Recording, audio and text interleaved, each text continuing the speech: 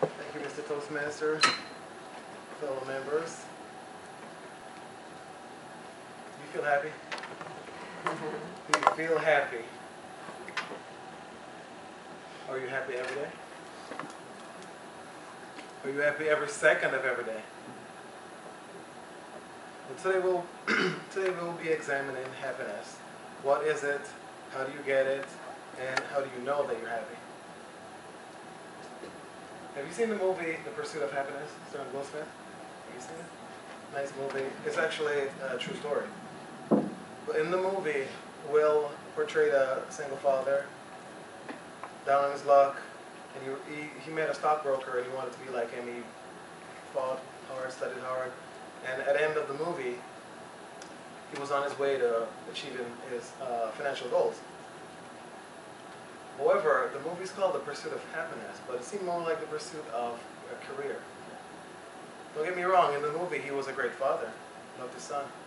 But does financial success mean happiness?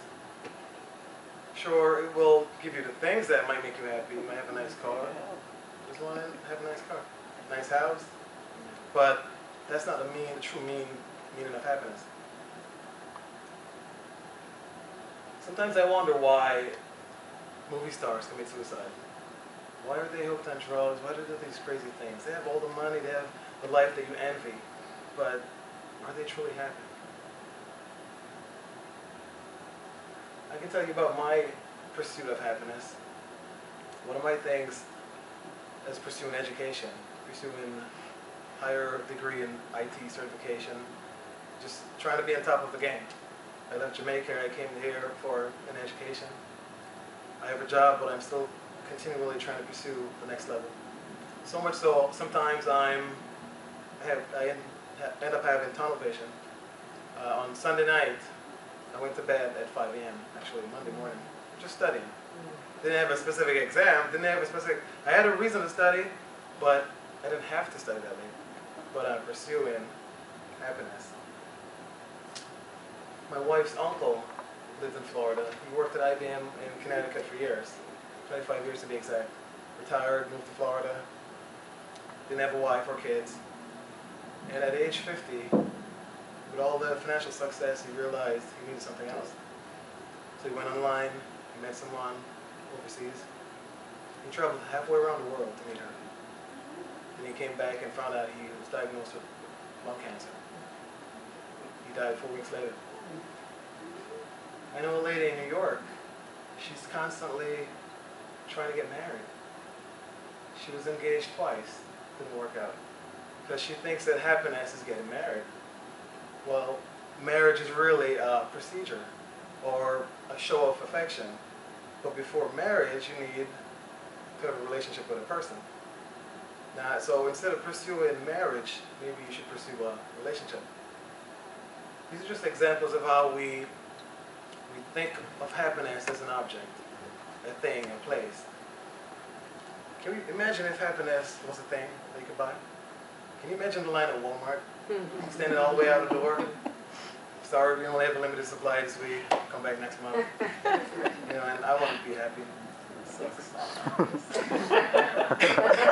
Can you imagine if happiness was a place?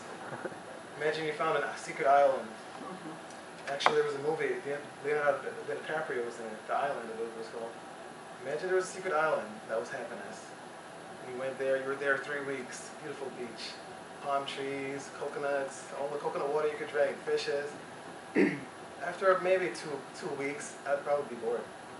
I'd be lonely, I'd want my kids, I'd want my family, my friends, I'd want to play soccer on the beach. You know, let's get my friends and go fishing, deep sea fishing. So happiness is neither a thing or a place. If happiness could be bought or sold, then most people would not be happy.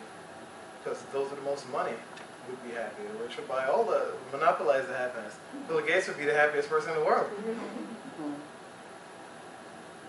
So if happiness cannot be bought or sold, let's consider, then what exactly is happiness? Let's consider some of the words that we use to describe happiness. Words like joy, laughter, smile. Usually smile when you're happy, right? Comfort, We buy a nice car because we want it. It rides very smoothly. Go over the pothole. You don't feel the bumps. Right? That makes you happy. I'm happy when I'm with my family. Take my kids to Hershey Park.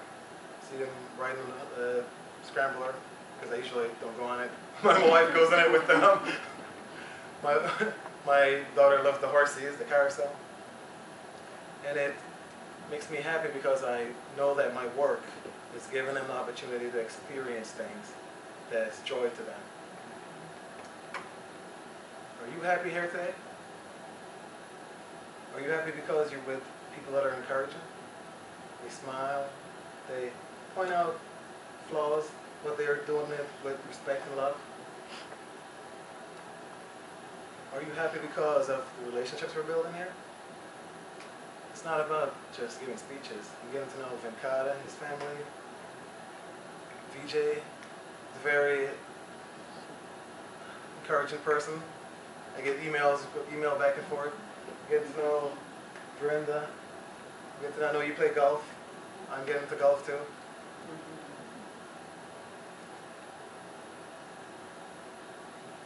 And this is what we do with our spouses and our children. We build relationships. We build relationships with our co-workers. So happiness is not a place or a thing that you could buy or sell. It's not something you could pursue. So why do we pursue happiness? We're chasing after something that we'll never catch. It's like a flying bird. And there's a saying, a foolish dog runs after a flying bird.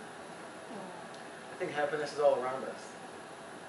I think the problem with happiness is that we don't recognize happiness. I think happiness is people, is relationships. Getting to know people is sharing yourself, being a part of experiences with others. Of course, money is good. You can buy stuff, so you can have better experiences in a bigger house. But happiness is the relationship we have with other human beings. In closing, I'd like to perform a rendition of the song, No Man is an Island, just the first verse. No man is an island, no man stands alone. Each man's joy is joy to me, each man's grief is my own. We need one another, so I will defend. Each man as my brother, each man as my friend.